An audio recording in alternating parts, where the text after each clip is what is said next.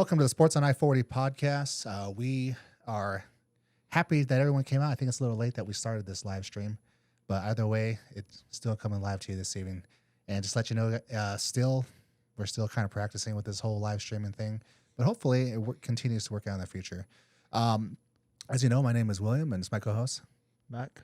And tonight we have a special guest with us. He's going to speak to us about how the season's been going with the team he's helping with, as well as his thoughts on any topics that come up. Mostly, I think we're going to talk mostly about the 3A North tournament that's coming up for the conference tournament, as well as the state championship and some upcoming games this week. I know Holbrook has 2 games left, but without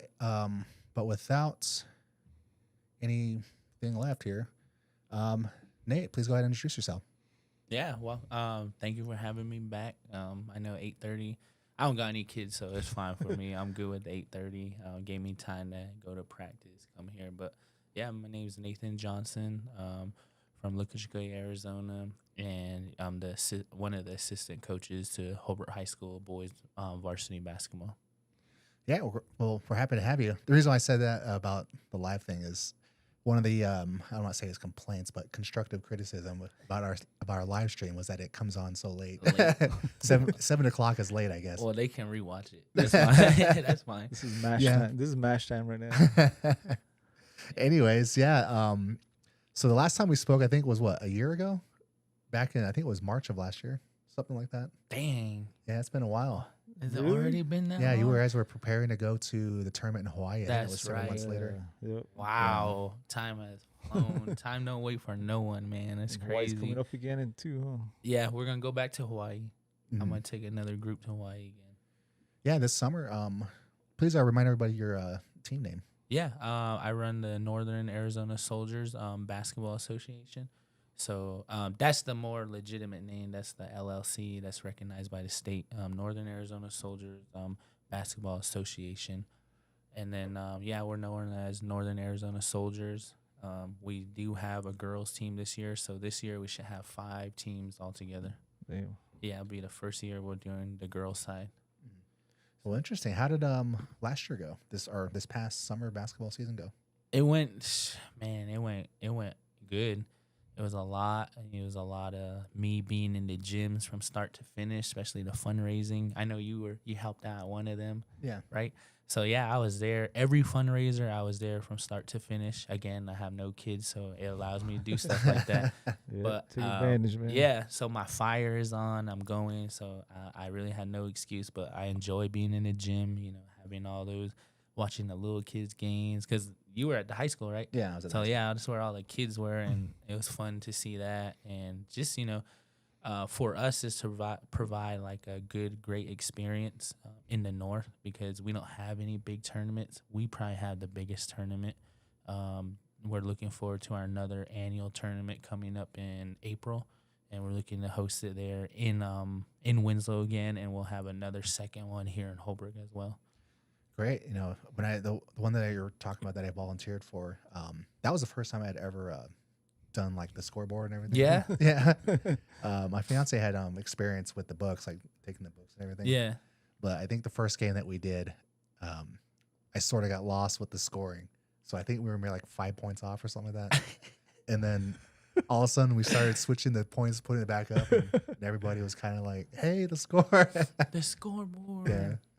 So Dang, so you almost got chewed out yeah, a almost little got bit. They don't play around, man. How can you These be a math parents. teacher and you miss up on the score? Yeah, fun fact, he's a math teacher and messed up.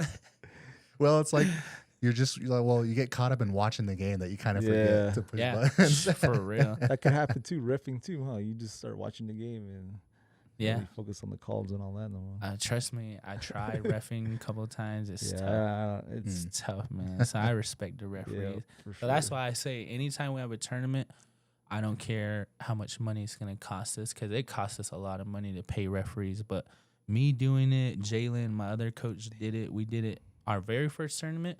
We did 16 games one day and then another 16 games the next day, because we were being cheap. We didn't want to pay for referees, but it cost us like our body. I was so sore. So now, I'm like, if we had to pay for the referees, I'm doing it, because it's the one less thing I have to be doing. I bet, like when I watch those high school games, I see those refs like running back and forth. It Yeah.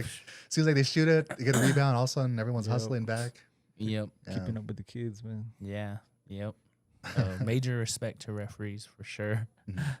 How did the tournament in Hawaii go? Hawaii. Okay, I'll say this. Well, Hawaii was a great experience. I think the one thing that was most beautiful to me to see was we were able to fundraise for each of my players and one parent, and then everybody else who want to bring extra family.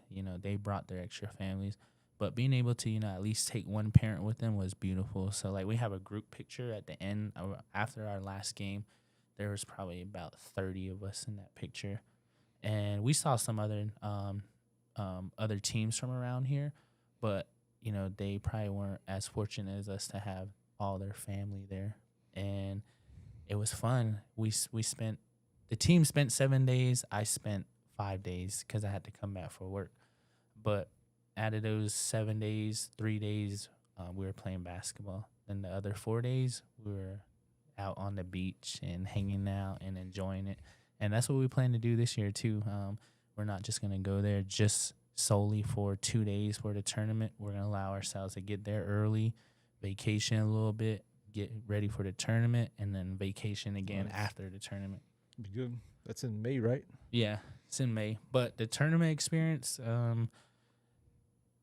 I don't know. There's a lot of little things that should have been done and ran better. And I know there was a miscommunication between Indigenous Hoops League and the Hawaii program that was co-hosting with them. But yeah, it's different. It's humid. I played one game in the semi-pro division, and damn, I was gassed and it's hot. Oh, so you played down there too, huh? Yeah, I played one game with a couple of my friends from back home. They were out there playing in the men's division, and they ended up getting a game for the semi-pro division. That's cool. So I played one night, one game, and it was hot. How'd you guys do? Humid. Was We it- got smoked. Really? Really? Semi-pro, and Oh, we were okay. still like, if we play out here, we probably win some tournaments, or we're probably we can play, but it's just at that level is different. Yeah. Every shot they threw up, they made. They knew how to get downhill. It's just there's levels. They showed you there's levels to the game. Yeah. They were just making everything. It's like, Were they damn. younger or No, they were older dudes. older? Oh, okay. Yeah, they probably all played like overseas or, mainly overseas. They're all just living there in Hawaii now. Damn. For one, I'm too short, and I'm too slow to play something like that. Yeah, we were short, man. I think they had one of their bigs was 6'7". They had a 6'5" dude. They were all over 6 foot. Wow, dang. Yep, but it was fun. I enjoyed it, but I was gassed.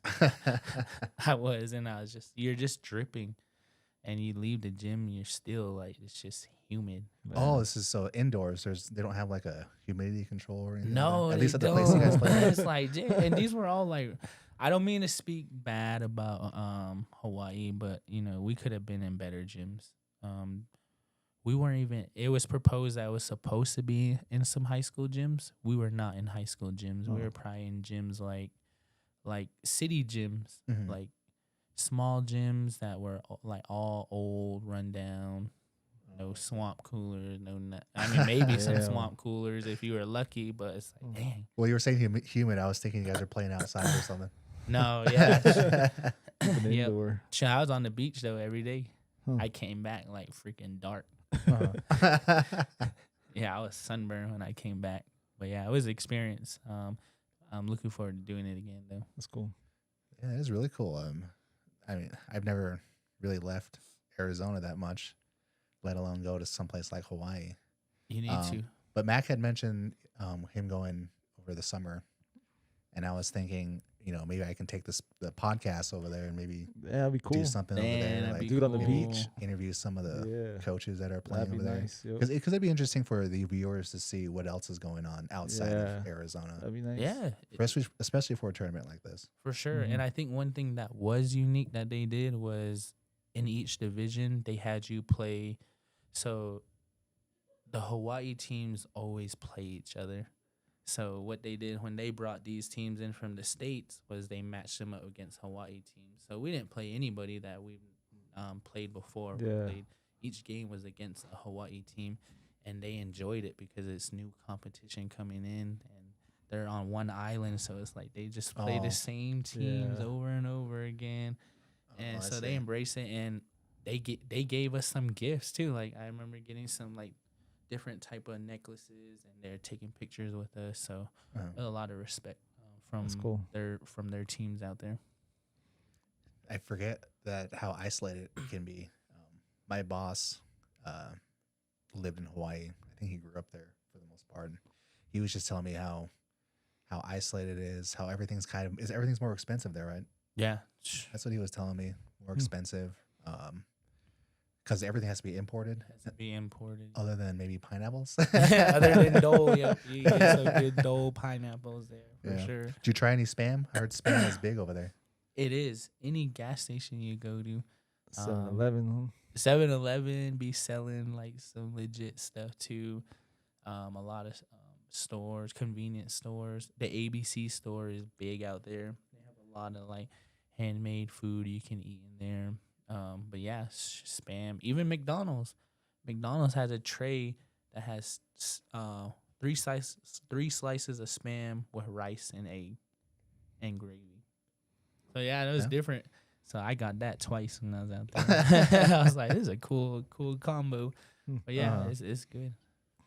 Well, that sounds nice. Maybe I can put something together. But yeah, I think that'd be great just to go over there to at least, like I said, show the viewers, what else is going on. That'd be cool. Because it seems like everyone, around here, we're used to, this stuff going on in Arizona and I guess around the country I guess they call it the main island, right? Yeah, they the main do. island. The So, main island. That's what they say.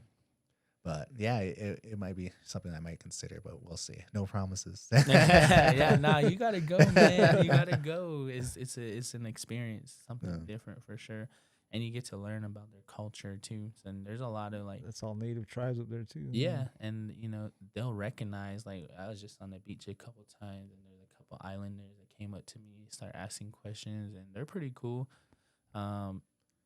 Yeah, it's beautiful, just to get out of your comfort zone and just to talk to That'd be different nice. people other Yeah. than Navajos or people from Arizona. So I enjoy it. Hawaii's beautiful. At least it was like the meme where it says like you travel like miles away, then you played the local team that you're from. That will, I was so glad other we time- didn't have to do that, man. yeah, That's the thing about playing in native tournaments. yeah. You're always gonna play the same teams. Sometimes you end up against the rivalry team or whatever from the next town over or whatever. For real. Yep. So what other teams were from the main island that came over there? I think there was a group from this area too. Dang, I can't remember the name, but they were from like Winslow. Nefs, Mahi played with AZ them. Nefs. Yeah, AZ AZ Nefs. Nefs, yeah. They were out there. No, but they weren't called AZ Nefs Really? Or out there. Cosmos? Oh, okay. Yeah, they were. It was the same team, but they Just just different went name. on Oh, okay. Aftermath. Aftermath. Yeah. okay. So they were out there. There was another team from Page area that was out there. 2 Page teams, one on the girls and one on the boys. And I'm pretty sure there was a couple more, but we Res didn't get Bombers? to The see- Res Bombers are there? No. I don't know. I didn't even really get to see. It was like after we were done with our games, it's straight back to the beach. Uh-huh. I didn't stick around, no Yeah. gyms, but I did see a couple, and there was some adult teams, couple players from out here too that went out there and Mm. played with different That's cool. tribes. Nice. Well, that sounds awesome. I'm glad you guys had a good time, and I'm sure the experience was great for the players too that you brought as well. And just that whole Hawaii scene sounds really nice too. I'll have to go. Yeah, we got to get him to Hawaii, bro. We got to get him to Hawaii. See the for grass, real. grass skirt. So that's great. So tell us. I think the last time we spoke, I don't think you were planning on being an assistant coach with the Holbrook team, were you, or were you not? No, I wasn't. Tell us how that all worked out. Man, it's been a ride since then. I think a little bit after we had our podcast, right? In May, a job announcement came out for Navajo Prep, and I had a lot. We have some kids from New Mexico and some that go to Navajo Prep, and a lot of parents and a lot of people who I didn't even know sent me the job, and I thought about it in May. I was like, and I'm familiar with Farmington. That's our, I guess, like how people out here go to Flagstaff. That's our town, Yeah. Farmington. From Saley area. Yeah. and LA. Yep. Yep. So everybody in the central agency will either go to Gallup or Farmington. And so, I'm familiar with the area. I have a lot of family that are from that live out there too. So I thought about it and I applied for a Navajo Prep head coaching job, and I ended up getting it back in May. And the plan was, for me to finish out. Told them I wasn't gonna do the June ball because I had to finish out what I had going on with NAZ Soldiers, and I was gonna probably at least move out by the first week of September. Mm-hmm. But a lot of things changed, and I had to really sit back and make a decision. The housing situation wasn't gonna work out. The job I had lined up wasn't planning out as well. So it's just like maybe it just wasn't meant. And there, I told them I wasn't coming. They re-advertised it, and I just started to feel like, dang, I really want to coach. So I started to have that itch, and I reached out to Dalmore, and Dalmore was like, yeah, you should come help me. He was very welcoming, and I'm appreciative that he gave me the chance to come over here. Dr. K helped me a lot too on the paperwork. Perkins got it going, and that's how I ended up here. Wow, that's awesome. I know how it feels, man. I remember about 2 years ago, I accepted a job to work in Seattle, and I had like 3 weeks or something, like 3 or 4 weeks to prepare to go over there. They were supposed to set me up Just with 3 weeks. Yeah, they were supposed to set me that's up crazy. with an agent that was supposed to help me get a house, or not a house, but like an apartment and stuff to transition. Mm-hmm. And I was supposed to start work on this bridge that I think at the time they were halfway completed with it over in Seattle. But the HR person just happened to go on vacation, and I kept sending emails and like nobody answered. And then it was like a week out that I had to leave, and I still hadn't got anything prepared or situated. And finally I got a hold of somebody. I'm like, well, I have to leave next week and I have nothing. I'm just going to show up there. What am I supposed to do? Just like, I didn't even have a car. I guess I would have flown up there, I guess, so we could drive. But yeah, so I just told him that I'm just not going to take it. So I ended up staying where I'm at now. But yeah, I can see kind of that frenzy of accepting, but then it just doesn't work out while you're trying to transition to that new job. Then you think about it like, dang, what if it would have worked out? I try not to think like that, but it happened the way it's supposed to happen, and I'm happy now. Like, I'm glad I stayed. I enjoy coaching with the boys and coaching with Delmore and the coaching staff. We all get along, so it works out. So I think whatever like happened was meant to happen. I'm here now. But same thing for you. You probably enjoy being. There's probably some things that came about it and came out of it. Good things. We wouldn't be doing this right now. Yeah, we wouldn't be sitting here right now. Yeah. Nope. This is God's plan, man. Yeah. So are you doing? Are you doing freshman? No, I just I help out. When I can. Okay. Yeah, Okay. I'm just a volunteer. Oh, okay, I see. So yeah, I'll help out at all levels, but I'm mainly at the varsity practices. Yeah. So. Well, that's great. How's the Okay, so I guess we can sort of transition into the boys' season so far. Since you've been on ground zero, I guess, of all the practices, or the ones you can make too, and I see you at the games too. What is up with the boys in the third quarter? They just can't.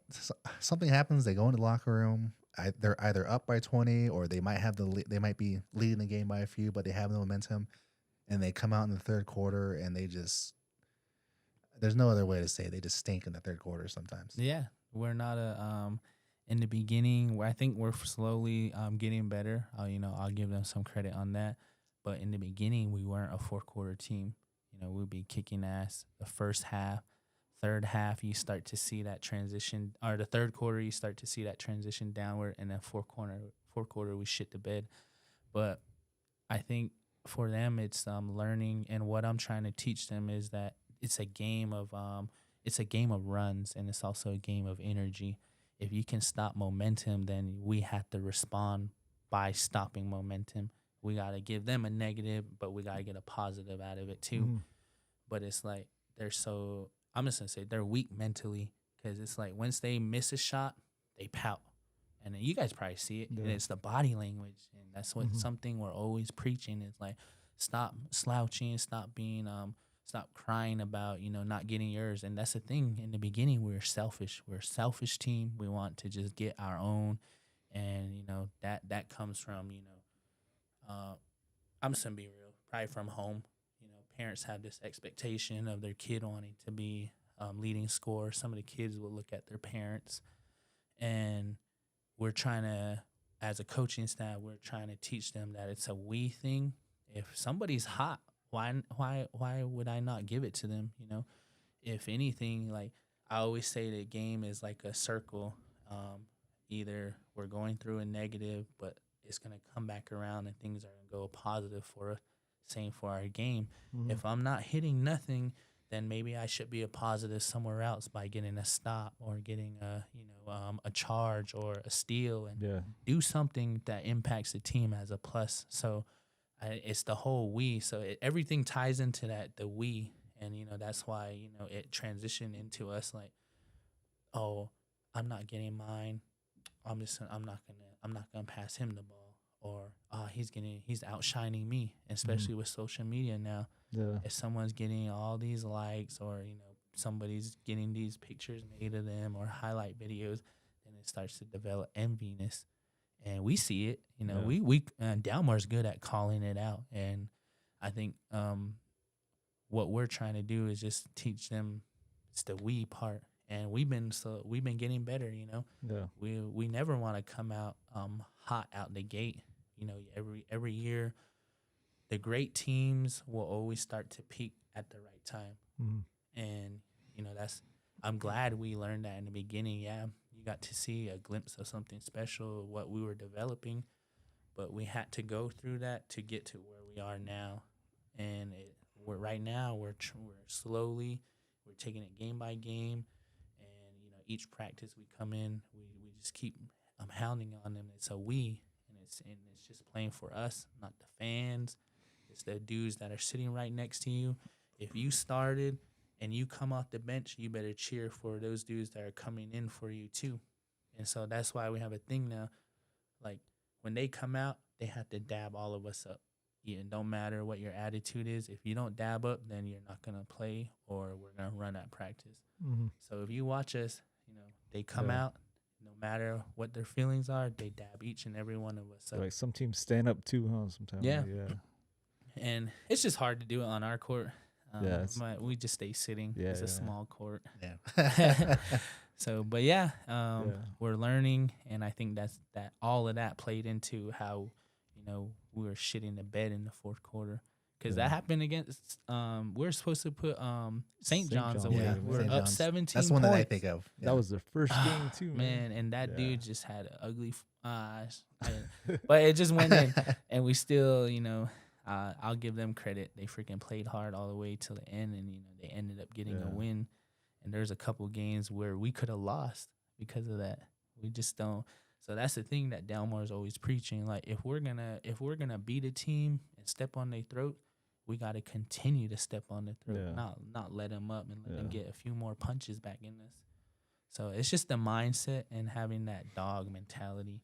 So that's why like we've been switching it up too. Like our practices are high level. So I'm always in there saying we gotta be at a high level. We gotta bring energy, Mhm. and we're doing a lot of corny stuff. Like even if it's just like yelling ball, ball, ball, ball, or talking, showing where you want the ball.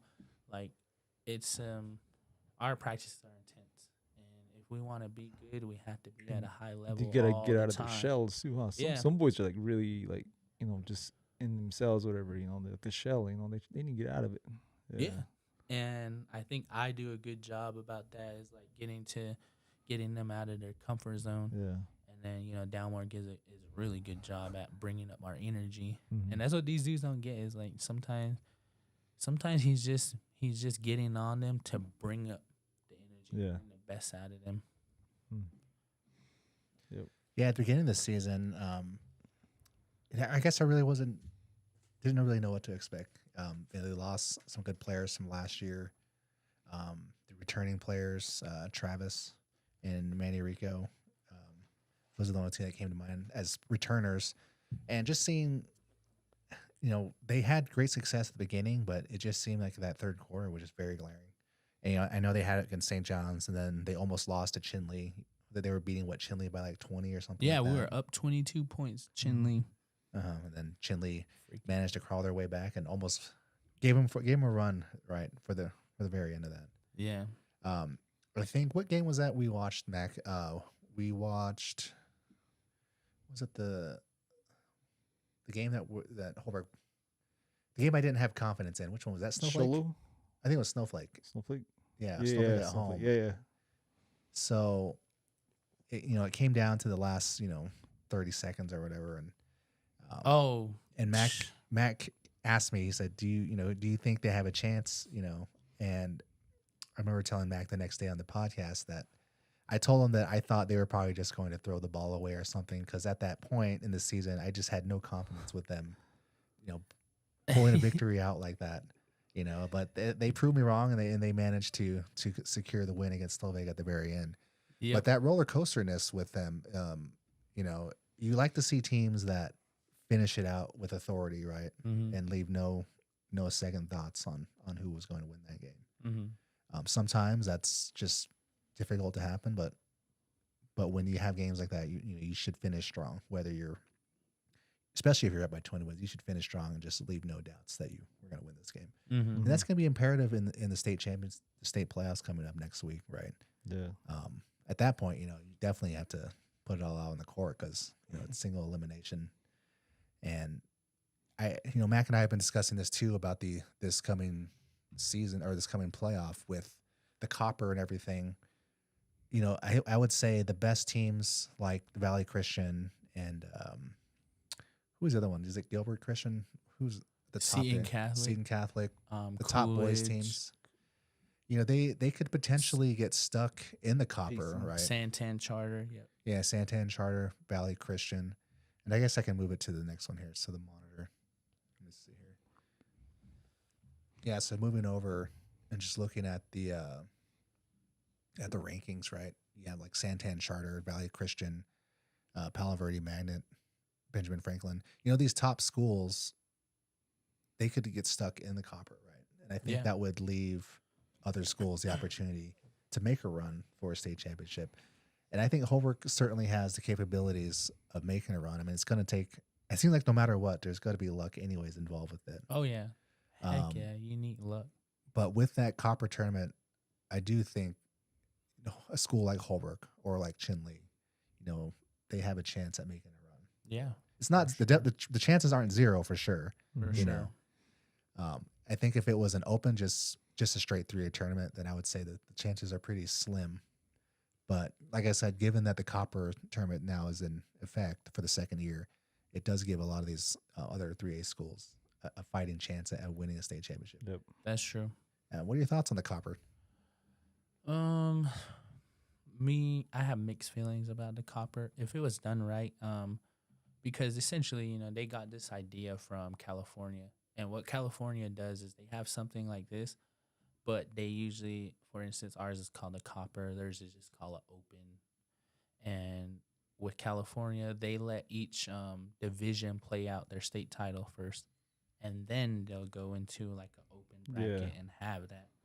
So I just think it's silly that we have two at one. They should wait. Yeah, they should wait until after each division plays out their championship, and then they can open it up. That's like what Perkins was saying too, huh? Yeah. So we got this idea from California, but California does it way different. They do wait until after everybody plays out their divisional bracket first, and then you can try to be the top dog of the state. But it's interesting, for sure. Yeah, I guess. What if it was like, I think Indiana used to have just a straight open tournament. There was no divisions. They just did just one open tournament. Wow. Yeah, so that's why the Hoosiers was was a big deal in that movie, that school. I gotta Yeah. watch that movie. I watched it when I was like young.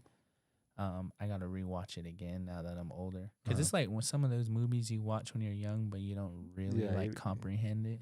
Oh yeah, How you watch it. So yeah, I should watch that again though. yeah, it's a good movie. You know, don't be surprised if you find yourself crying. Right? It's one of those movies, huh? Yeah. You get a little lump in your throat. That could have been me. Yeah.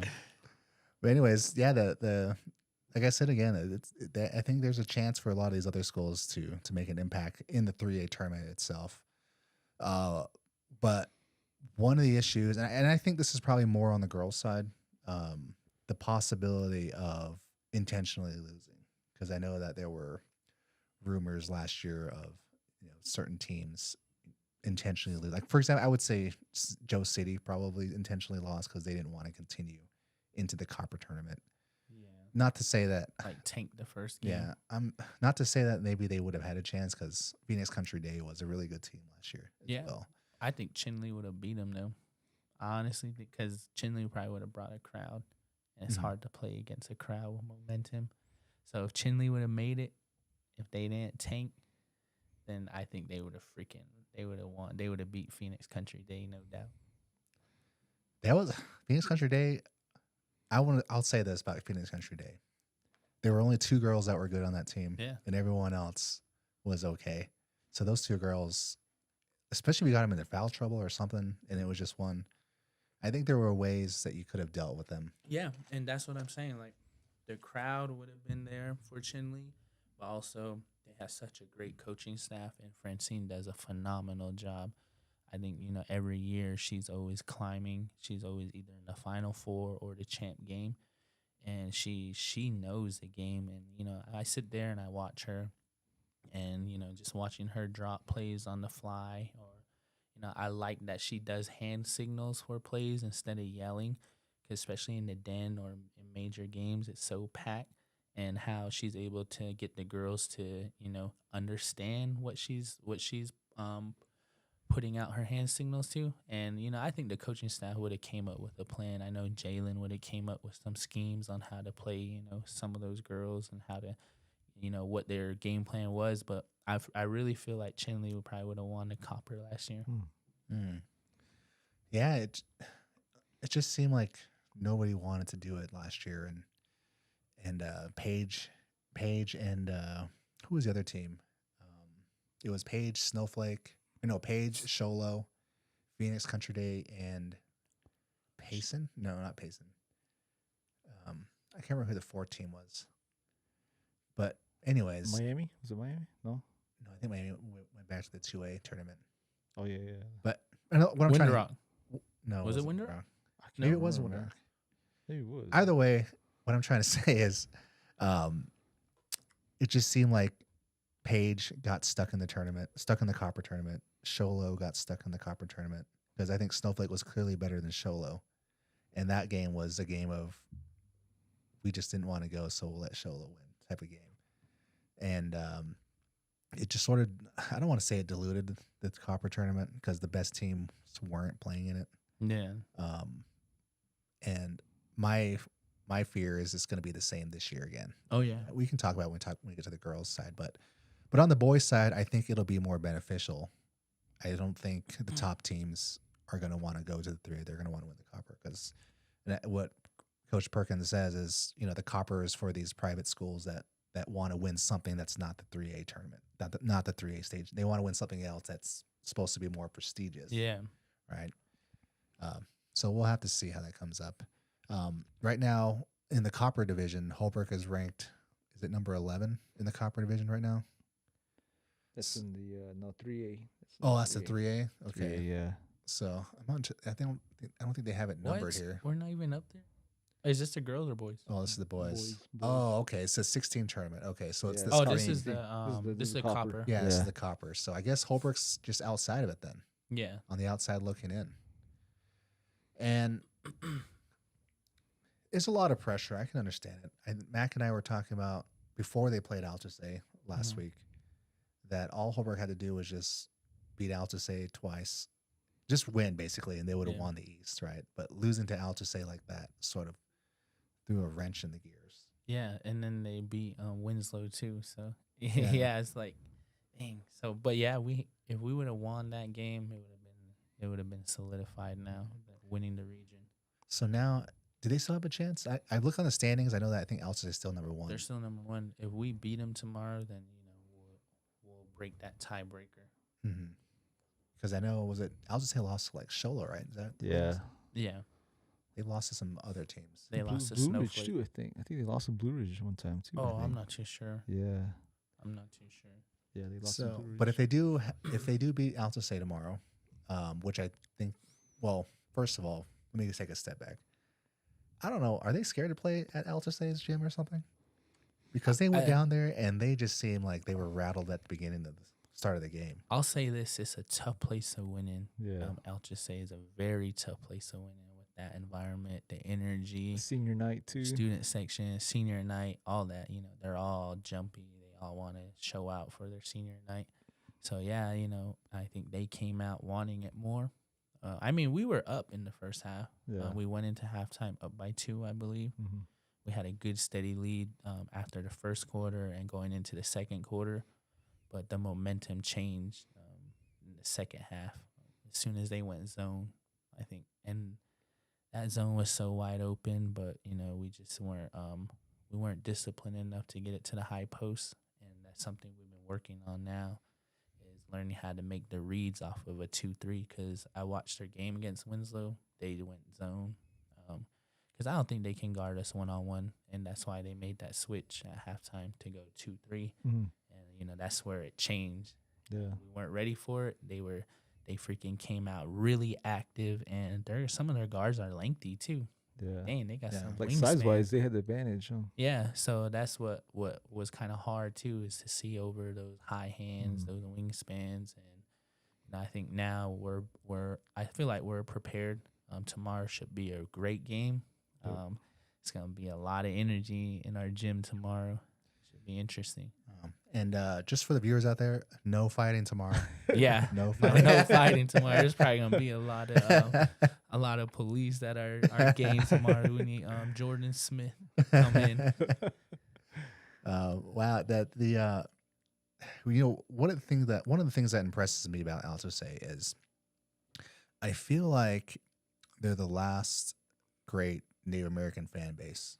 I mean, everybody. I went to the Winslow game this past week when they played Winslow, and the gym was almost full over there in Winslow, and it just seems like all the North teams, they don't travel as well as they used to. Yeah. I'm not entirely sure if the internet has something to do with it because of the streaming. I know one of the things people point out is COVID sort of made people weary about traveling.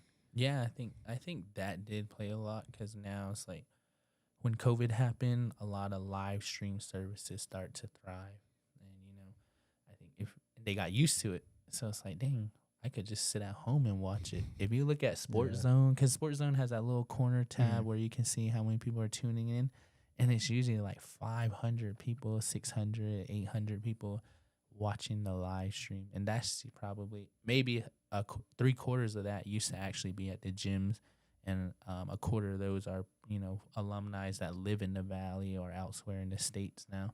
Yeah. So yeah, I think a lot had to do after COVID and being able to just sit at home, be easily accessible just to watch it, and, I think- and money, Yeah. like gas prices and ticket prices, concession prices. Like I can just watch it at home and make dinner and just chill. I think LTC offers transit too, right? Like transportation and all that. For I think so. fans Yeah, I too, think They they do? still do They that. do, yeah. Yeah, they'll do a bus. For Student students, section, they do that. Oh, okay. Yeah. Oh, like say for adults. I think even for adults too. I think, yeah. Dang. Okay. But yeah, they'll be with the pom pom. I know. Yeah, they were doing the Altusay chant, right? Yep. And I turned to my fiance and I said, "You know who this reminds me of? It reminds me of the Winter Rock Scouts like 20 years ago Yeah.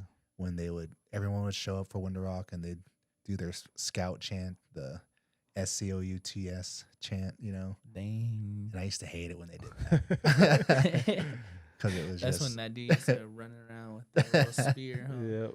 Yeah. Man, yeah, that was prime time basketball. I think The one thing I remember was the 08, 09 Chinle team, and just their games was always packed, regular home games. That And was the when they made the three- state championship, the boys, right? They took state runner up. Yeah, they lost to. Did they have the pavilion then? Yeah, Pavilion was Really? open. Everything was First- open almost the except first year? Winter Rock. Really? Yeah, Chinle was like their. I think the Den opened in 06, so it was like their third year Oh, okay. being in the Den. And yeah, man, that thing was packed. I remember a 3A North Region tournament being sold out. Is that what Cooper was playing? No, who's this was playing that? like Koye Kloschy, Denzel Harvey, okay. Matthias Claw, all them dudes. Hmm. Yep. And that's when Winslow had like Craig Shirley. Oh, I remember And- Craig. Sure. Yep. And then I think Windrock had a young core. Then I think they had Jay Diamond too. But yeah, that was prime time Hmm. basketball. Tuba City was always pretty good. Yeah, And where did all the crowds go? That's what I want to know. I know. Let's all come back, put the live streams down, except this one. That's what I was about to say. Put the live streams down. But yeah, it's one of the new things that I've been doing this year with the podcast is I've been doing hot dog reviews. I really like hot dogs at the games. We had the best one. So far, yes, the best Yep, one. I already knew it, bro. I You knew need, it. you need to I've come up been- with like a glizzy Segment. glizzy grades. Yeah, grades. dang. That's a good one. Yeah, go with that. Heck yeah. Yeah, Chinley's hot dog, it's not that great. Winslow hot dog was not that great. And yeah, I think here Yep. Yeah. it's like that. It's a certain brand of hot dogs. I really got to learn about hot dogs when I was in college. They're like, especially the ones that snap, like the ones we order. Mhm. There's a certain snap to it that makes that. It's a certain It's gotta be all- company it's that gotta makes be all it. beef, man. Yeah, it has to be all beef too. So looking here at the just the 3A rankings, Holbrook is ranked number 11, just outside of the top 9 there. Let's see who's ahead of them. We got Chinle at number 7, and then I guess that's the only Northeast team. Just Just the Chinle. thing. Chinle lost to Payson just now by 4 points. Chinley lost 46 to Oh, 50 to Payson. wow. Yeah, the boys. Yeah, Payson's a solid team. You guys played him at the tournament, huh? Yeah, Didn't you? For championship in that round robin tournament. mm-hmm. You guys lost by what, 2 points By or 2 something like that? points too. They have a big who has a good mid range. Yeah. I wasn't at the tournament that weekend, but I remember watching the live stream. And then you guys competed against Seton Catholic too and lost by 2 we also, lost right? by 2. Yep. So like that's a gauge of what y'all could be at, man. Mm-hmm. Yeah, especially since it's just one game too. Mm-hmm. Right. I haven't seen any like Valley Christian this year or Palo Verde Magnet. I have not seen Palo Benjamin. Verde. I have not seen Valley Christian. I haven't even seen Coolidge, but I know Chinle played Coolidge in their tournament, in the Coolidge tournament. Hmm. Thatcher, was Thatcher at the Round Valley tournament? I don't think so. I have not seen Push Ridge. See, that's the thing though. With us, it's gonna like with all the rankings and us being in the North next year. Everybody in the North's probably not gonna be in the top seeds next year because our power rankings all the rankings are gonna be in the Metro or somewhere in Yeah. the South. But the North will benefit the girls next year. Oh, big because time, man. the power points are gonna All be the huge. girls, All the girls, will yep. make it to the state final next Yep. year. So man. they're gonna be up there because of the power points. But and we can't even really like. I know for sure our Freedom Games are gonna be Blue Ridge and Sholo next year, and see like even that we're not even probably gonna get good power rankings on, unless we were playing like Valley Christian or another top school. But Snowflake or something maybe.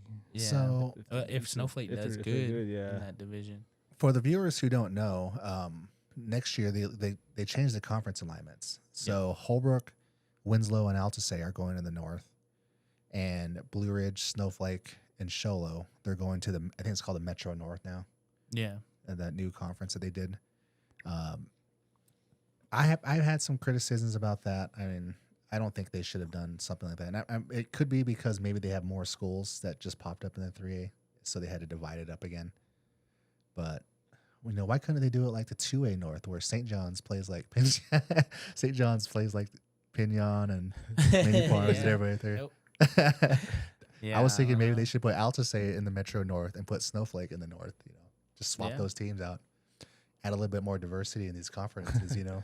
It just Yeah. seemed like someone at the AIA was like, I have a good idea. Why don't we just put all the natives in one conference? For real. Yeah, that's literally what they did. But I do know the North probably generates probably half of the whole AIA's money. Yeah, during basketball season. That's why they keep the 3A North region tournament. Any other place doesn't have a region tournament, but they love the 3A North tournament, and it's about to be a lot bigger now that we're adding 6 teams to the North next year. Mhm. Yeah, I think it's going to be 9 total next year. So I don't know how they're going to work out that conference.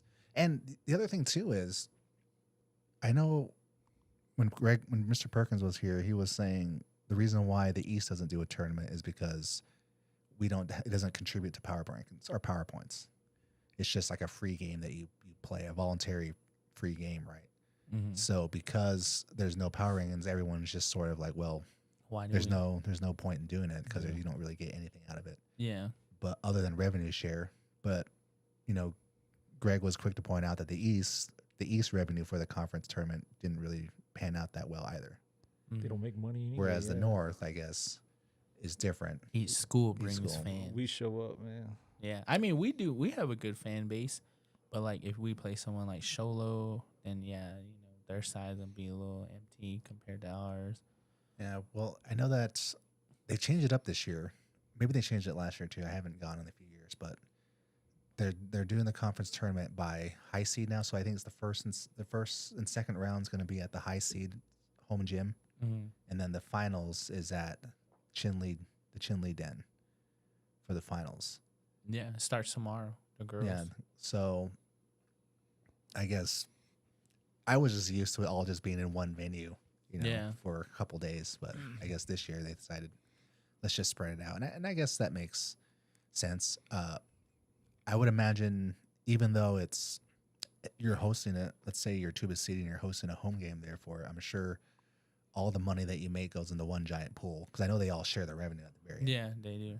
And then I think half of it goes. They cut a check to AIA. Dang.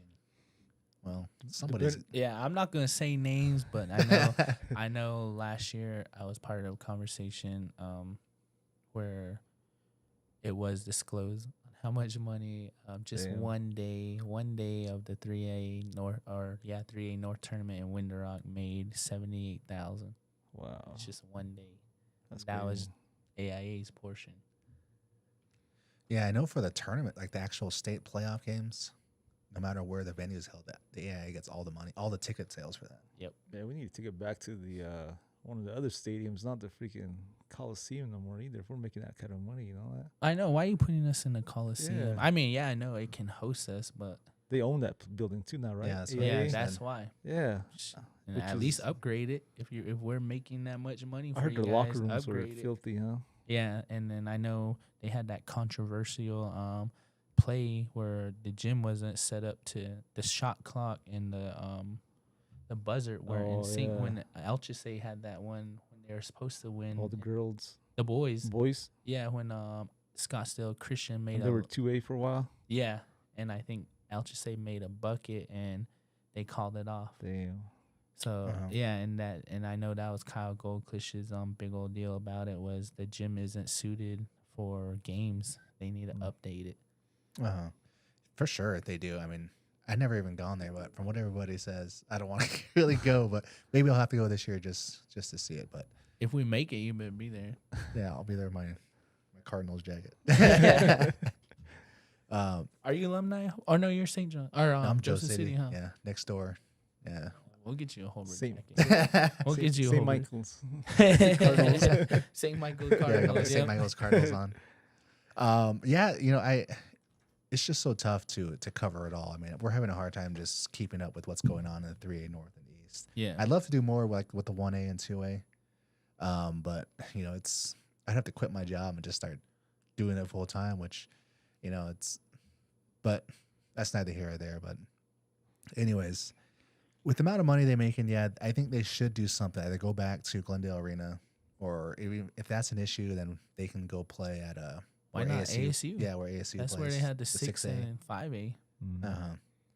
Yeah, it's just ridiculous, and I've mentioned this to Greg last time he was here that perhaps maybe the North needs to do something like maybe threaten to form their own league, and I even suggested something like them joining maybe New Mexico's 2A or 3A, whatever their equivalent is over there in their division, because the AIA is just an association. It's not like there's a state law or anything that says basketball has to be played in Arizona. If you're in Arizona school, you have to play. Yeah. You know, I feel like something could be worked out where they could merge into that conference. It Yeah. would be kind of a weird thing to do, Yeah. but I don't see why the New Mexico's athletic whatever association. It's more revenue for them. And they Still play have in the more pit Native American too, huh, of schools. all places, Yeah. man. Yeah. Like, that's a nice So- facility. So I think that'd be something. Even just threatening to do it, I mean, would probably turn head. Or even just talking about it, like the school board or whatever athletic directors of the schools just talking about it and saying, "Hey, this is what's going on," and if nothing continues to change, then we might have to consider moving into talking to New Mexico or something like that to at Yeah. least get the ball moving on making some changes because Yeah. it's not right. I don't think that a majority of the basketball money, because I know Greg says the AIA makes a lot of money on football money from the cities, the city schools down there during Yeah. football season. Yep. So there's a chunk of money there, and then the second chunk comes from basketball, particularly the 3A North basketball. So it's just not right that the AIA is making all this money off the 3A North, but yet they're not. It seems like they're using that money to pay their salaries rather than making it more impactful for these student athletes who a lot of them this might be their only chance to go down there and play, right? Mm-hmm. Not everybody's going to go play college basketball. Yeah. And they all work hard. They put a lot of time and effort. The fans, and I know this as a Cardinals fan too. You invest all this time and money into your team, and when they don't play very well, it sucks, right? But imagine you have a team that's been playing really well and they make the state championship, and it's some crappy venue like the Coliseum. Yeah. It's there's an experience aspect to it, Mm-hmm. and the AIA does need to do something to change that around. And I'm not entirely sure how you're going to get them to do it. That's just one suggestion. That's an extreme example. That's an Yeah. extreme example that I came up with. But something needs to be done. Yeah. I think what they need to do is like the whole North needs to make an association where, they're able to have a representative speak on behalf of us. Kind of like the Players Association for the NBA. I think that's what the North needs to do. And that that representative can go advocate for us and demand and try to get things going for us in AIA. You know what I mean? So, there's a lot of steps that can be done. I feel like there is a lot of room for growth with AIA and how, they treat the North. Because, we're their bread and butter. They can't afford to have us out of the league or the AIA. So, I think a lot of changes need to be made. But I think it just takes a good group of people all on the same page to actually get the ball moving on it. Or instead of just sitting in our own corners and just like, we'll just go through another year. And that's what it is. What it's been the last few years. Yeah, I know Greg last time sort of tried to, and I'll have to ask him if he ever, when he comes back on again, but about, because he said each school sends like their representative down to the AIA meeting every year. I'm assuming it's like in the spring, late spring or something. But he was saying that the North and the East, since I think they have so little, their population's so low as far as school enrollment, they only get so many votes, like a really small amount of votes. And a majority of the votes get taken up by schools in the metro area, like Phoenix and Tucson.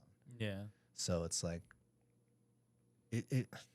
maybe it should be, I don't want to say, maybe one way to think about it is maybe schools that are more impactful to money, bringing in money for the AA should maybe have more of a say rather than all these other schools who just complain. Like Valley Christian, for example. One of the reasons why we even had this copper division is because schools like Valley Christian were complaining about not having a more prestigious playoff, and the AA sort of capitulated to their idea, or at least backing the idea to have it be made for us. But They should just move him up in the division. that's another Because they thing did too, that to Snowflake for football. for football. Yep. One of the reasons why I know for a fact that one of the reasons why Snowflake got moved up is because player safety. So that's the reason why a lot of schools got like Holbrook got moved down, even though their enrollment's a 3A school, is because they've had some student athletes, get killed playing football. I think like the one student from Hopi, like was that 10 years ago. So they starting to take that. They wanted to take that into account, so they started moving schools between conferences, even though they enrollment wise they might not be a 3A or a 4A. And Snowflake, given that they were so dominant in the 3A, they got moved up, and I mean, rightly so. They're doing well in the 4A anyways, right? I think Holbrook should be moved to 1A for football. For real. And he pretty said that Snowflake was like almost on the verge of 4A too, right? Population wise, like school Like a true 4A. Really? Yeah. Like Yeah. student Wow. wise. They have Yeah. that much enrollment there? Yeah, Snowflake and Sholo. I think he said Snowflake, Sholo, and Blue Ridge. They're like on the cusp of being a true 4A school. Wow. I think if you look on the website, I want to say Snowflake's enrollment's like 932. Mhm. No, it's 935, I believe, and Sholo's like 932 or something like that. What are we? 630 or something like that. Oh, shoot. Ganato's only 340. Yeah, What? they're a 2A. They're a big 2A school enrollment wise. But Greg said that they petitioned to go up to kind of keep the traditional alignment set for the 3A North. Yeah. Makes sense. And rightly so for basketball. I mean, football, I think they play they play 3A football, don't they?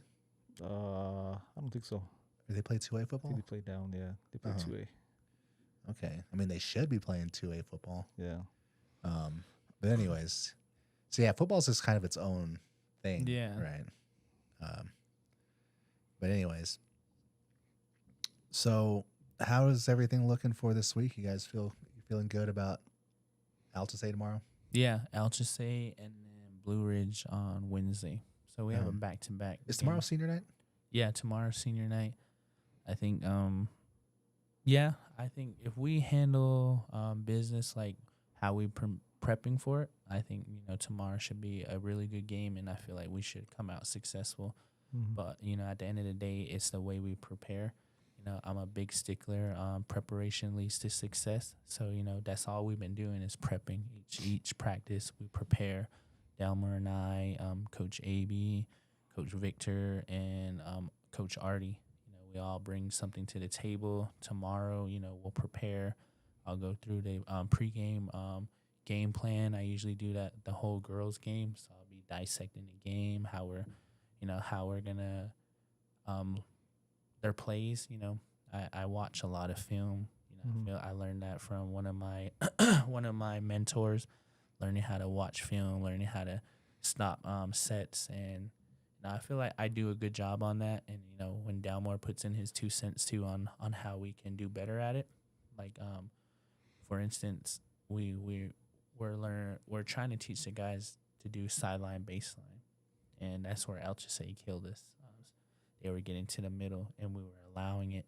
And the crazy part was, I had to really sit back and reflect. We're preaching, we're yelling at these dudes, but half of them didn't even know what sideline baseline was. So right after the Alchese game, we went into practice. Me and Dalmore talked about it, and we broke it down for them. I had to get in there and really show them what we mean by sideline baseline. So, I think tomorrow, we're well prepared. We've been going over everything we can go over in the little amount of time we get each day. So that's what I mean. Each day we come in and time is, against us. There's a lot of stuff we have to go over in 2 hours. So, we got to get everything going and maximize each minute that goes by. So I think we're well prepared. Tomorrow should be fun. We just got to bring energy and execute the game plans and play defense. You guys had a good game against Sholo, man, the other night, or Blue Ridge. Yeah. Friday night. I was excellent. Everyone shooting, like that's. And we kept them sideline, Yeah, man. baseline. We didn't allow them to drive I middle. counted 12 threes in the first half. I don't know if that's what it was, but And we weren't being selfish. yeah, it was a good game. Yep. So if we play like that, we can beat anybody. Yeah. So I have a question. Tomorrow's senior night. Do you get emotional for senior night? This is going to be my first senior night. So I don't know. I don't think I'll get emotional.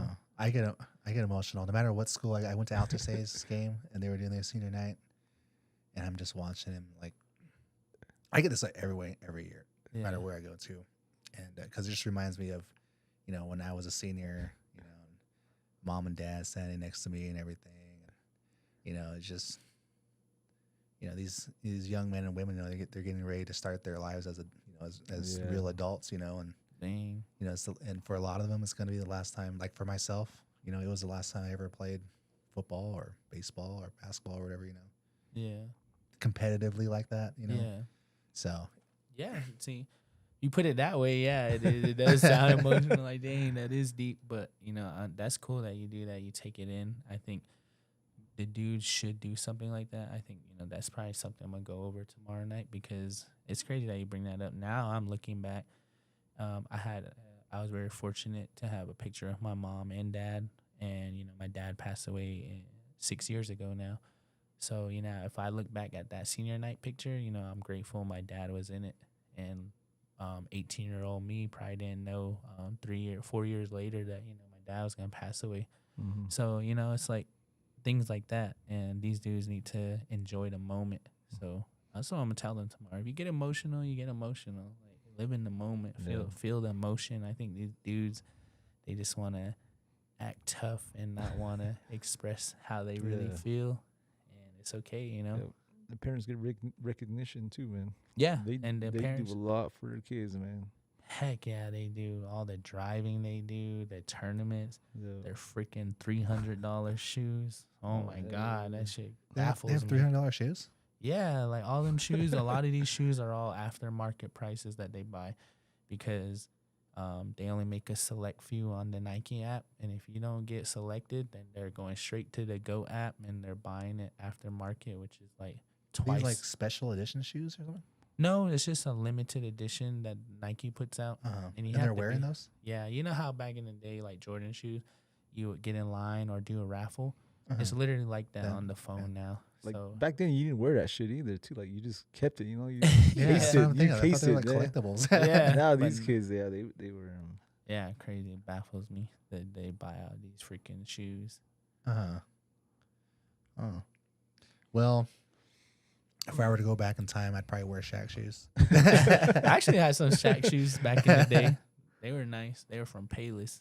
I had the Reeboks. If I was if I was a really good basketball player, like in high school, a really good player, I would probably wear Shaq shoes one game and just show everybody like I can beat you in Shaq shoes. Huh. Right? Yeah. We had some tournaments where we got the boys some N1s. Like Mhm. Mari played in N1s one time, and it made no difference. He was still pretty good at it. Like it was good. Like just the boys wear Nike like those N1 shorts now too. Yeah, and it's a just- trend lately. yeah. They bring in N1 back. Oh, they are? Yeah, and the baggy shorts are coming Yeah. back again now. Oh no. Yeah. I was watching the videos because we were posting like state championship or playoff videos from like 2005 around that area. Yeah. And that was like the era of the baggy pants, like Yeah. pants going like well below your knee. It was on the Yep. boys and the girls Long teams. socks. Uh-huh. And headbands. I'm the Mhm. kind of person that wants to go back to the 80s where their pants were just really short. That was a trend for a little bit. It kind of Yeah, these dudes were rolling up their shorts like crazy. I was like, yeah, that's a tights. little too, The tights would show, man. a little Like, too it's sus for weird. me, Yeah, man. yo. I can't do that. Like the Lakers, Larry Bird for Celtics wearing those type of shorts. Yep. I'm glad that trend is phasing out, man. It's just, Yeah. I don't know. It's a weird phase. It's funny when I remember doing intramural basketball like in the 5th grade or something. Mm-hmm. And at the time, my dad was really into like bodybuilding. Mm-hmm. And back in those days, they had those like in the 80s. In the 90s, they had them too, but they were like compression shorts, but they were for bodybuilders. And they were really short, Mm-hmm. but they were like this stretchy fabric. Yeah. And I didn't have any shorts, so he made me wear those those shorts for the Ain't no for the way. game, dude. For a game? Yeah, for a game. Oh, man. That's funny, bro. In hindsight, it just probably looks so weird. Oh, man. You're lucky they didn't have cell phones back then. Someone would have got a picture of that. But those shorts look really nice if you have like really jacked legs. They look really nice. You gotta have jacked legs to wear those. I had some muscular legs to pull those off, huh? For it not to be a little sus. Damn. Oh shoot, man, that's like funny. some wrestling type stuff. Huh? Yeah. Yeah. Some They were like WWE. they had like two buttons, like they button like top, like this. That's how What? that's how you kept them on. Was they button just two buttons that came on, Really? like these kind of buttons, like this style of button. It wouldn't pop off. No, it wouldn't. At least when I wore it. didn't. And then when we went home, my mom was like, "You wore that?" And then she With got the mad at my jersey dad. on? Yeah. Oh, my God. And then I never wore them again after that. Oh I man. think my mom was bro. upset that I wore those shorts. It's a good thing it was intramural, man. Yeah. And I remember they were blue, like Mac's hat. They were that color. Damn, that would have really stuck out. Dude, and I hope they weren't Dodger freaking shorts. No, they weren't. Oh, that's funny, man. Yeah. But anyways, so the state tournament. How do you guys? I mean, we don't know. We're not gonna know until Sunday, I think, right? Is when they're doing the bracket show. Yeah. Which is strange. They would do it on Sunday because the Super Bowl's on Sunday. Yeah, I think it's always been like that. They usually do Sunday like around 11 in the afternoon, but then it doesn't usually come out 11. They'll probably postpone to like 1 or 2 in the afternoon. But yeah, it's usually on a Sunday that it'll become available. Yeah, the Super Bowl's on Sunday, so I mean, who's gonna be watching? You know. But then again, the game doesn't start till what, 4:00 Yeah, in Santa Clara. Make sure you guys watch the Super Bowl this year. Actually, won't be a good one. I think the Patriots are gonna get smoked by the Seahawks. I think so too. Yeah. I hope Patriots give them a game, but I think Seahawks gonna freaking win. Yeah. You know, the thing about the Super Bowl, when it's not, well, the Cardinals only went to the Super Bowl once, but when I watch Super Bowl, what I'm really excited to see is a really close game because it's exciting to see like the quarterback or whatever player performing at the highest level in front of the whole entire world, right? And just seeing them perform and, you know, make those spectacular plays when the pressure's on them. Okay. I remember a few weeks ago when the Bills lost, I was trying to tell people on the podcast that just imagine being the Bills quarterback, knowing that if you lose the game, some of your teammates are going to be let go. Your coach is going to be fired. The whole town is itching for a Super Bowl because they lost 4 in a row back in the 90s, right? Mm-hmm. And everybody's going to hate you. They're going to send you death threats. Just imagine having all that on the top of your head, right? Dang. And going out there and having to play, you know. And they played in the cold, too. Didn't they play the Packers, was it? Yeah. Or I don't remember who they lost to. The Patriots? They lose to the Patriots? Shoot, I already forgot. I don't remember. I have bad. I don't even remember. Oh, the kicker missed field goals too, though. Huh? Didn't he? Oh yeah. The Ravens kicker. He was a Arizona Wildcat. Damn. Missed a routine 40-yard field goal to win the game. Damn. That's probably Yeah. haunting him right now. Yeah, he was crying walking into the locker room. Ray Finkel right now. Yeah, a grown man crying. Yep. But think about that too. You know, I'm sure a lot of those players are depending like on the bonus. They get like a They get like a $50,000 bonus for winning. You know, Dang. yeah. That's a lot of money. I think the Super Bowl. I think it's 90,000 per player for the winner, and I think it's like 40,000 per player for the loser for the Super Bowl. Dang. Yeah. That's a lot of money. Yeah, so there's a big incentive to win Yeah. the game. Not only for the glory, but some money involved in that too. For sure. And I know people always criticize these professional players, whether it's any professional sport, you know, that they're doing it for money. I think once they get on the court or on the field and it's like a playoff game or a Super Bowl or something, I think they forget about the money and They they start just going back play. to wanting to play like how it was, you know, when they were in high school or whatever. Yeah. Like they really want to win. Yeah, the regular season they just kind of low key coast through. But yeah, when it's like playoffs, I think they really start to play again, and it's fun to watch. So let's just go through the girls really quick. Just kind of get your thoughts on some of that. Some of the teams that are in the girls division. So for the copper here, for the girls, we have Snowflake on top, followed by Tuba City. Tuba. Winter Rock at number 5. I guess San Carlos at number 8. Page at number 11. Altasea 13, and then Joseph City 16. Joseph City is a good team. Number 16, Joseph City, my team. I should wear my Letterman jacket, huh? Is Holbrook even mentioned in there? No, I don't think so. Huh? No, Holbrook's not in the. Oh, that's the Copper. Yeah, it's the Copper. MB solid too. Chinley, Sholo. Dang, all three. So are these schools? These are like the. These schools are in there, right? Yeah, they're all. Yeah, in they're yeah, all these in ones? the Copper. Yep. Okay. Well, the top 16 are going to the tournament, but the ones after the 16, these are all contenders, I guess. I guess. Uh huh. Are they like doing like a play in? Yeah, Into the this will Copper. be a play in. Oh, I see. So out of the plan, I don't know if there's a play-in for Copper. I think it just goes straight to 16 in the You bracket. can check the bracket. Watch. If you I go think to it just the goes straight 16. I think. bracket. oh, let me wait while we're doing that. Let me transition over. Everyone's like wondering what we're talking about.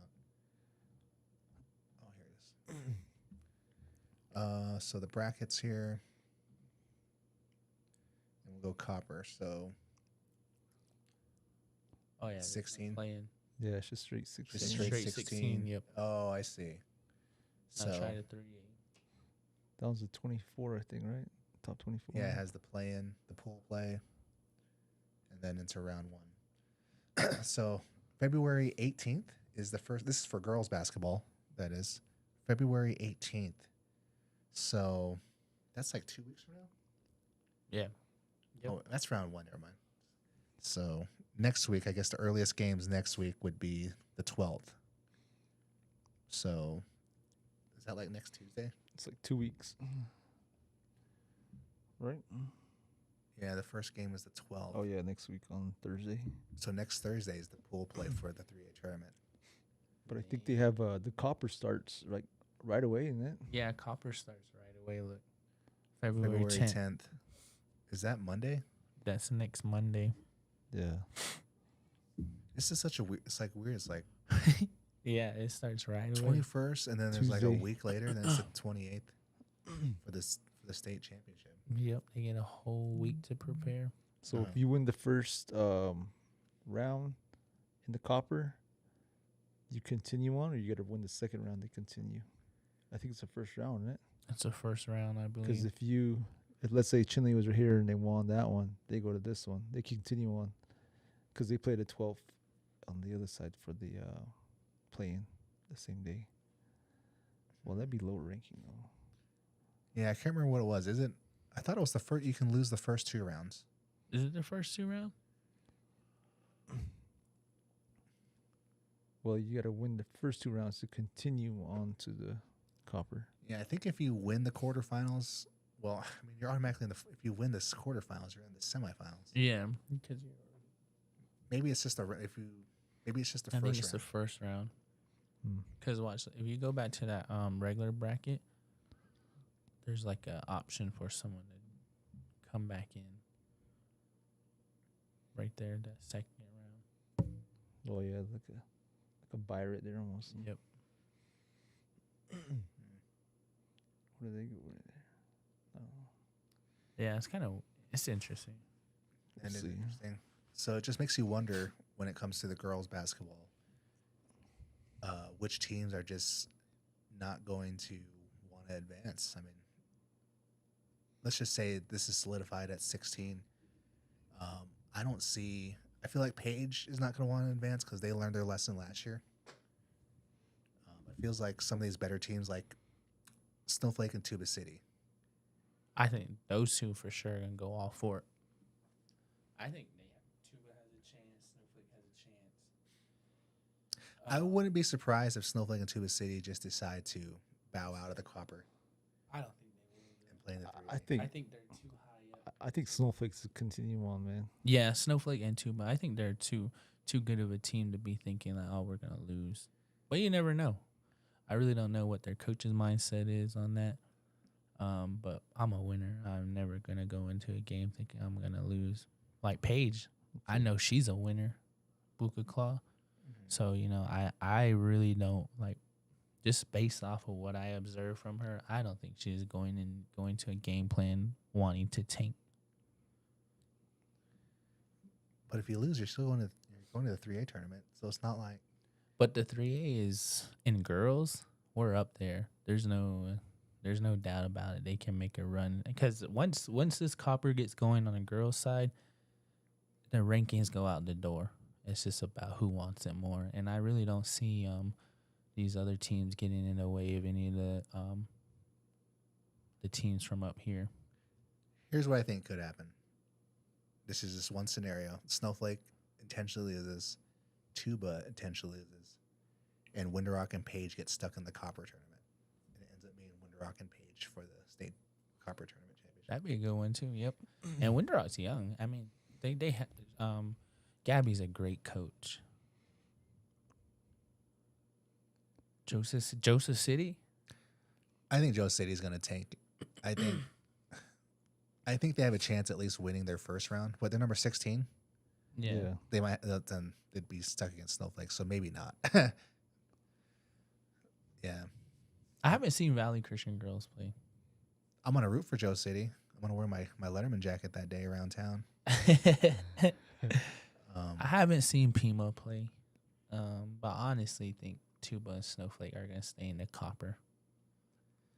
That would be I'll nice. see I what mean, happens. Yeah. Yep, I think so. and if you think about it, the copper tournament might be easier than the 3A tournament because It could be, man. Yeah. you don't have to go down Murderer's Row of playing Windrock again and then I playing think Shinley. so. Basically, everybody you played in the 3A North Conference all over Every regular Every day. round, man. again. Yep. Yep, And for the same- girls at least. And then for Snowflake,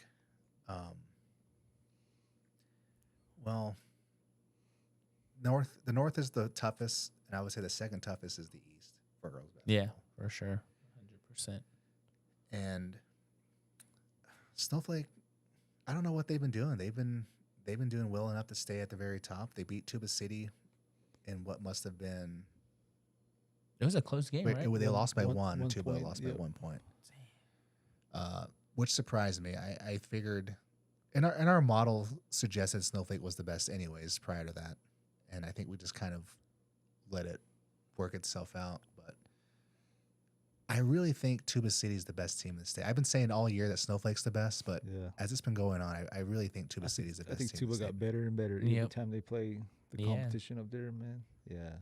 They got a lot of good guard play. I think Tuba City's gonna win the whole copper tournament. And the thing about the Snowflake team is when you watch them play, I don't understand why they're the best team, like they're ranked number one, and why they beat all these teams. Because even just fundamental skills, like dribbling, for example, like you can just tell that some of them are having a hard time dribbling the ball. Mm-hmm. That was a skill they never developed. Whereas you look at these North teams, it seems like everybody knows how to dribble basketball. Yeah. Just something as fundamental as that, right? And the other thing that these North teams do so well is the passing and sort of the basketball IQ. I know Mac kind of mentioned that to me one time because I was pondering the same question, and Mhm. IQ goes a lot with it as well. And a lot of these North teams just kind of jive and with each other, and they just know how to. Okay, I think the best offense in the 3A North girls is Windrock because the way they run their system to me makes sense. They have that.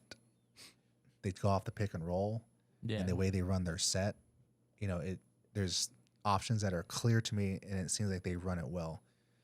The other teams like Tuba City, for example, I watched them run, Page and Tuba City, for example, I watched them run their offense, and I'm like, I don't know what the heck they're trying to do. And it seems like Tuba City and Page, for example, it's more of an improvisational type of offense where they have some kind of pattern, which is not obvious to me, but somehow their girls understand it and they're able to do well. I think they build their offense off the key players, and they just kind of Yeah. whatever. And Windrock, yeah. See, that's what I mean. Gabby's such a great coach that I think, she makes an offense that fits them or they buy into whatever her offense, and she does a great job explaining it because they do a lot of pick and rolls, but they also do like a 5-out, and they understand that it's a 5-out. The point guard will be able to get them set up and reset if it's chaotic, and she'll balance the floor. So yeah, I do see what you're saying about Winter Rock. Winter Rock's very well disciplined. Snowflake, I think they just really know how to run their set offense. They're so athletic too, man. Yeah, Them and they're girls, man. athletic. They're Man, strong. They know how to they got the size. rebound. They just go up with the ball. They don't try to do anything fancy. So I think that's in their energy. Like they're always on the ball. They're loud. They talk. And they box out. That's the key thing about Yeah. Snowflake. So they're They get a lot props of to their second coach chances, too. man. Their coaches has them very disciplined as well. But yeah, I think Tuba City just kind of plays off of like talent. I don't really see, I try to look at their offense as well. I don't know, they just don't get the offense, or if it's just playing freely. So I really don't know yet. I only watched them 2 games. But it works for them though, huh? Yeah, they've it's been winning games, eh? It's working for them Yeah. for sure. But I do like Winter Rock's offense. Yeah. So viewers, next time you watch Winter Rock girls, watch how they run their offense. It is pretty amazing to watch. Like they have that, the girl comes from the bottom of the key, does the pick and roll. The point guard comes around, and so they'll do the roll. And if that's not open, the person on the bottom who's on the bottom of the key will come out. So then they'll have that pass to the outside. So it just seems like that set they're running gives them options. Mm-hmm. And if neither of those set plays work, it does have room for improvisational moves as well. If you see the lane open, you go into the lane. And to me, the way it's run, it's just clearly obvious to me that there's logic behind it, and they're thinking about. I think that's what makes basketball. When I see teams, I can tell that they're thinking through their offense. That makes it really impressive to me. It makes it really interesting to watch. And I think from what I've seen so far, whether it's boys or girls, I think Winter Rock girls right now has the most interesting offense. And if you haven't seen them play, whether it's the playoffs, just get a chance to go out and just watch and see how they run their offense. Yeah, It's really cool to see. Got a good And- coaching staff over there. Yeah, man. they do. Gabby, like I said, Gabby's a phenomenal coach. Tanya Brown's a great coach. I think they have a lot of young other coaches too on their coaching staff that Ryan, bring they into it. They got Ryan in there too in the mix. Yeah. See, Ryan. I think Asia's on there too, which is a former player. But yeah, like Gabby, she's a phenomenal. I think she's a state champ too, right? Yeah. Yeah. Gonzalo. So she really knows what she's doing. And then Winter Rock too. Like when they get in transition, that's their game. Yeah. They know how to leak. Like if they had the point guards going down the lane, they always have 2 shooters going to the corners, and that opens up the offense. They're she's pretty gonna good get shooters, too, downhill yeah. and kick it, or if they don't commit to, they stay with the shooters, then the point guard is smart enough to just say, all right, I'm going to go straight to Yeah. the rack. So yeah, And Winter Rock's solid. they're tall too, man. They got size. Mhm. Like a lot of them tall And they're players. young. Yeah. Winter Rock's young. They're gonna be dangerous next year, man. Next year it's gonna be crazy. I think we're gonna finish out this decade with Winter Rock girls basketball dominance, because even the girls on the 8th grade team are really good right now. We saw them play this past weekend up there Really? in Tuba City. Yeah. Wow. We streamed the Holbrook girls versus the Winter Rock girls game. Eighth grade tournament up in Tuba City. Oh wow. Yeah. Yeah, and I just think it's going to be this. I feel like I said, I would not be surprised if Winter Rock does something like makes 3 state championships in a row. Maybe not this Yeah. year, but the following year. the year Maybe after this year too. Yeah. that. Uh-huh. I want to see Gabby win a ring. It's be dynasty pretty soon. Yeah, they're Yeah. She'll it's win gonna a be like the ring. '90s all over again when they made it all those years again. They're gonna have a good team these next few years. Sure. They're doing whatever it is they're doing over there. Keep doing it because it's really cool. Yeah. Yep. Yeah. Go Gabby. Mac, do you have anything else you want to add to the podcast? No, just shout out to all the seniors and man, just do your best. Just live it out, man. Put it all on the court tomorrow, man. So looking forward to that. Yeah, well said. I don't want to start crying on the podcast. Get Yeah. emotional on this. Yeah, you just go back. We're trying to do something for the boys too, a little Yeah. bit, and just looking at some of the old pictures and stuff. I got some stuff printed out and all that, and then just made a little thing for them and all that. Just like they had these little kids. Like Brady was this small. Like to see the pictures of all these kids and all that. It's cool to see. You just part of their life and where they come as young men. Like Mhm. Marty and some of these kids. They've been playing with us since they were like 10 years old or something, man. And just seeing them develop, and there were some trials. They had some seasons where it wasn't their best. Like academically, some had like they had challenges and all that. But I'm glad to see them like finishing out the year like this, and it's good, man. Heck yeah, I'm it a might proud- be I'm a proud emotional uncle night right now. for Yeah, you. it could be, man. Shoot, Yeah, we'll for see. sure. Because Yeah. like you said, you did watch them, you coached Yeah. them, and part of our success is piggyback of the foundation you Yeah. built with them too. Their chemistry, Yeah.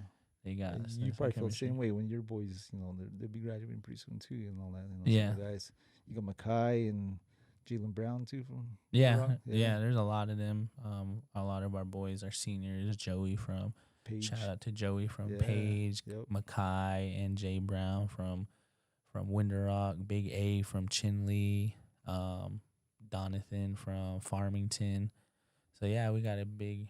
There's a lot of seniors in our program, graduating, and it is sentimental. There's a Mhm. lot of young men that are gonna go into the real world, and this their last summer, and that's what we always try to preach as coaches: like enjoy the moment, because like you said, you do look back, and it's easy for us to say because we're older, we already been through it, we have years under our belt now, and we know that this is the last of everything to have fun, Yep. and just enjoy it. But right now they're just kind of taking it for granted and kind of coasting a little bit. So Yeah. they're not realizing that this the last senior night, their last game on their home court.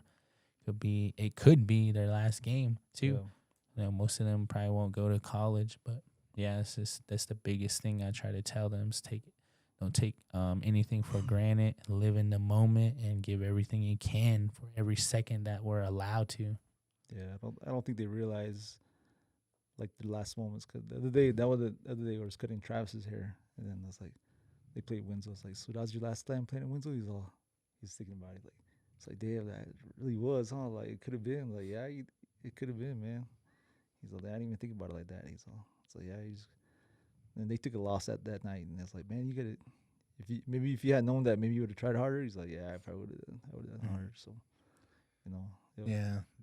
Yeah, don't take it for granted because after high school, unless you're maybe going to college, all that's left is just work. Working You just- bills, bro. you just Like, working damn. bills. I be thinking like, gotta pay this, gotta Yeah. pay that. Yeah. In Life high happens, school, man. you didn't have to Shoot. worry about it. Uh-huh. Damn. Yep. One of the things too, I think a lot of these young players don't realize too is, and maybe they won't realize it until they get older and come back to the games. But people, invest a lot of time and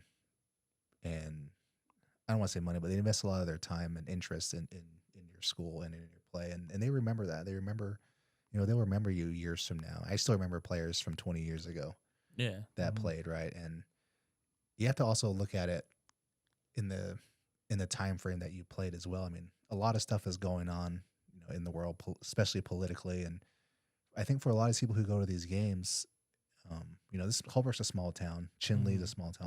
All these teams are small towns, and there is no professional football team or professional sports team anywhere around here. So Yeah. the only thing to enjoy High is just school. high school basketball, right? Mhm. Yep.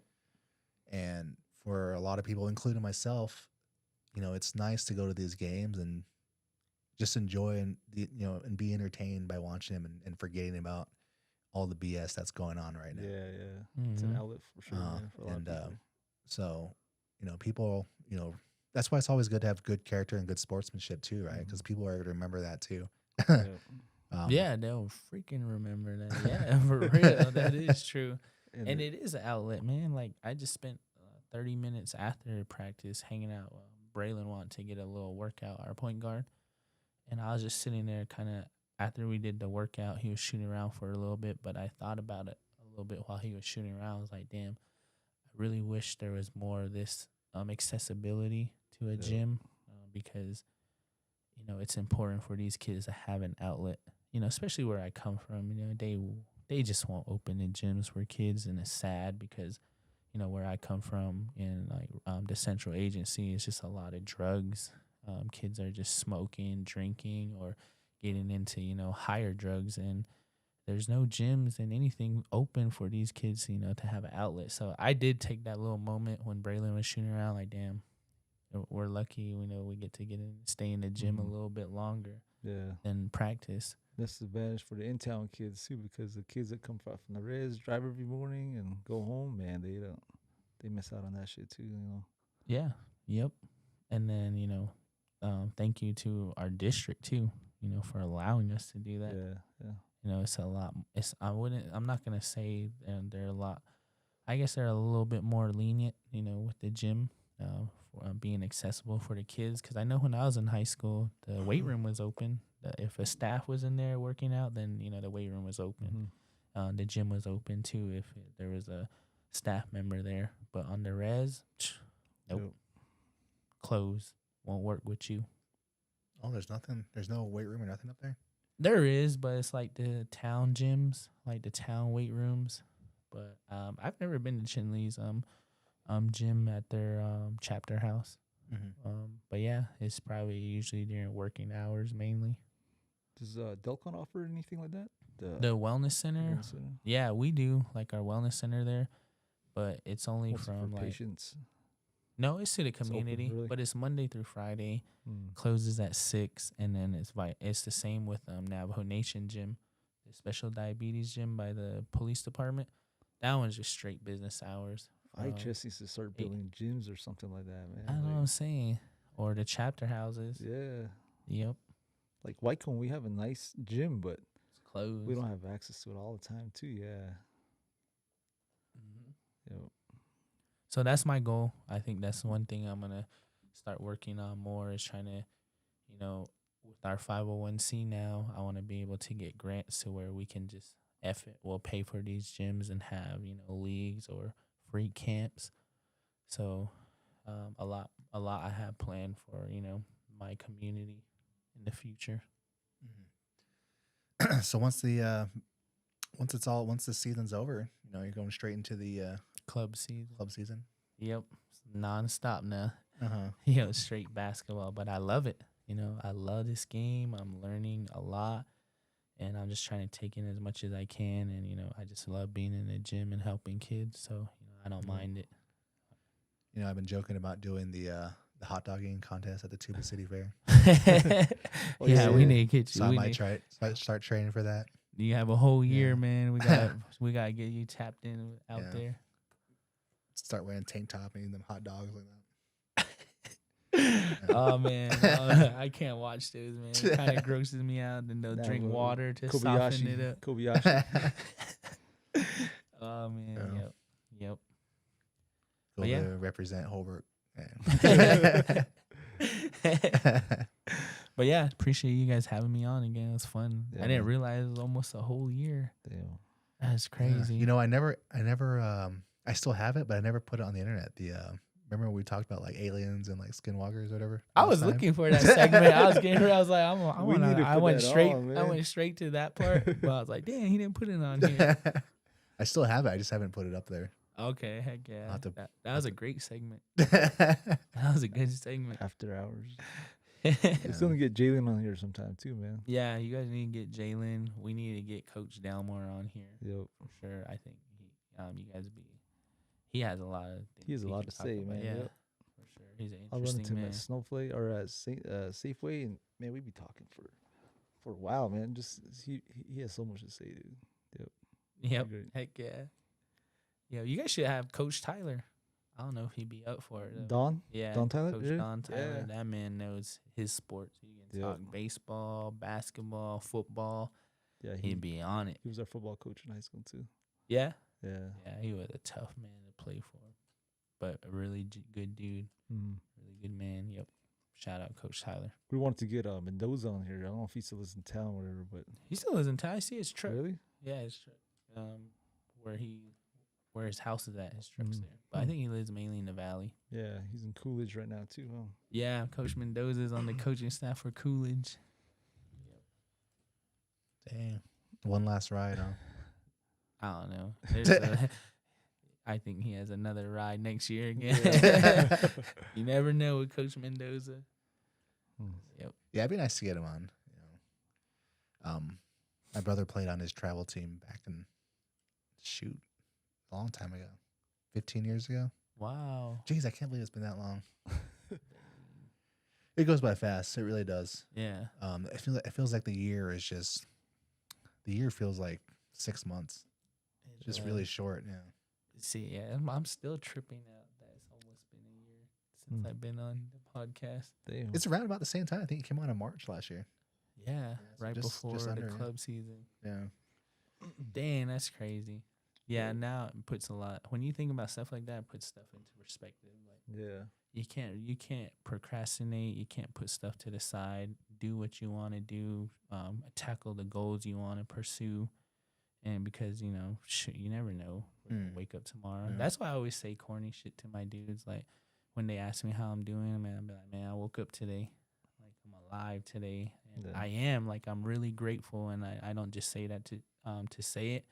I'm really grateful every morning I get to wake up because there's people who didn't wake up. Yeah. There's people going through funerals right now, so I try to maximize and be appreciative each day I get.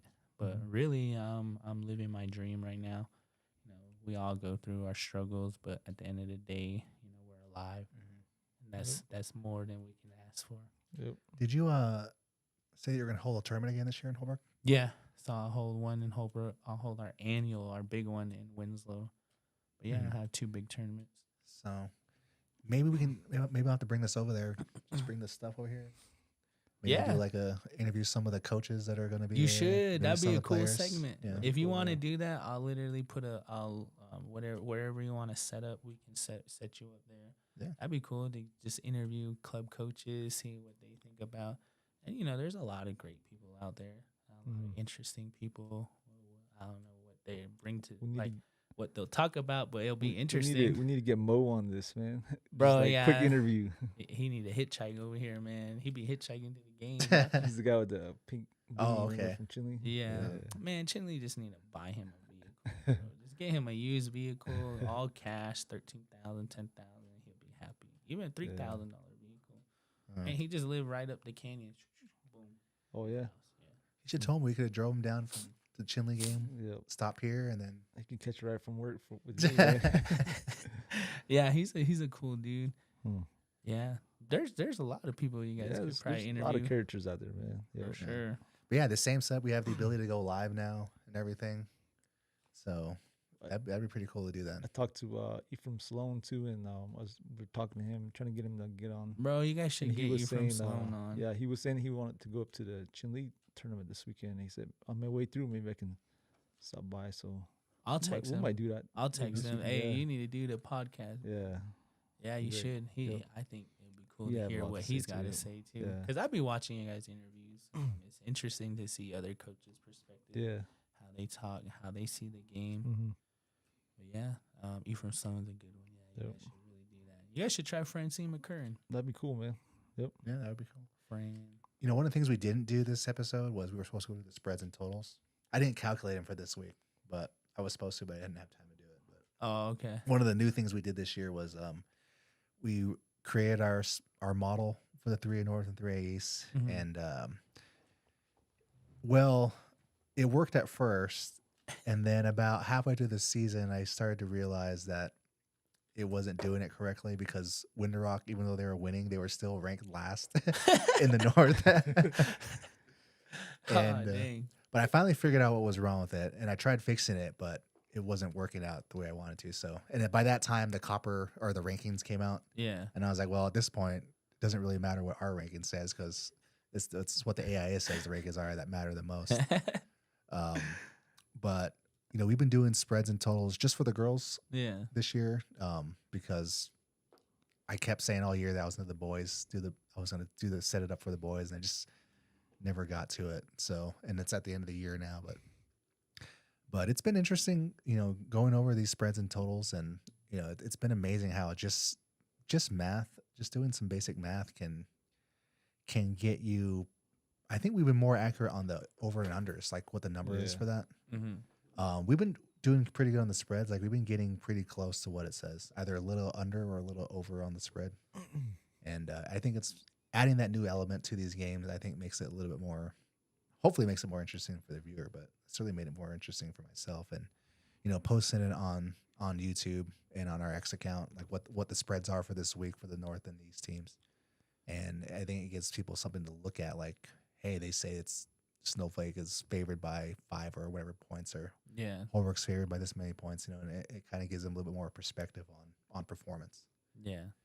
And there's a couple of times where our model just crashed. Like we said, they were going to win by this bunch, and the opposite happened. Like St. John's versus Sholo, that girls game. I think we had Sholo as like a 15-point favorite, and St. John's ended up winning by 6 or something like that. Mm-hmm. So, yeah, it's pretty cool to see how it works out and everything. Yeah, it is. Everything math goes in everything. I think that's one thing I'm starting to learn. Even implementing math into the games. Like, for instance, like a statistic that I was looking at is like the Alchese game, that Makai Yazi kid, he drove to the paint 12 times because we allowed him to. We didn't push him sideline, baseline. We allowed him to drive to the paint, or 6 times. No, 12. He drove 12 times, scored on those, and that's 24 points. If we would have just held him maybe to like 6 drives, then he would have only had 12, maybe 14 points, and that's better than having him at 24 points off of drives. So How many points did he have that game, man? Probably, I think, almost close to 30, maybe 31 Damn. if I'm exact, because he hit a couple Man, trades. he carried that game, man. Yeah. He was on fire. So that's what I'm saying. Like, that's something I learned from, my mentor, August. Shout out August Mendez. He's an assistant coach at Sacramento State, working with Mike Bibby. I call him, he calls me, and he sends me film and how he breaks down film. Yeah. And, he's big on numbers. So, I try to do that too as well, cool. implement that on the high school level with our guys, is if we can get a few stops, that plays a big role. Even our free throws. Mm-hmm. The free throws Man, free freaking throws, will ooh. haunt us Oh. at the end. So that's a main one. But yeah, numbers go into everything, man. Yep. It's a big thing. Yeah, this year I was wanting to do it this past season, but I just never got to it because I was still trying to figure out how to do these rankings Yeah. properly. But I was talking about doing, and I want to do this year for sure, a 3A. Well, now that it's just one conference, it should be easier. But like a Sports on I-40 3A North preview magazine. Yeah. Probably be an online magazine, That'd be cool. but it would just basically break down all the schools, what the preseason rankings are, throw out some statistics and whatnot for it, who is most likely going to win the East Yeah. or the North, and who has the best chance at winning the state championship. Just doing a profile on each one. I was inspired by Warren Sharps. He does a football analysis every year Yeah. for the NFL. Wow. And I bought it for the first time this year, and I was just really impressed on how he went through every single team. I mean, he has a lot more data. The NFL keeps a lot more track than high school teams do. Yeah.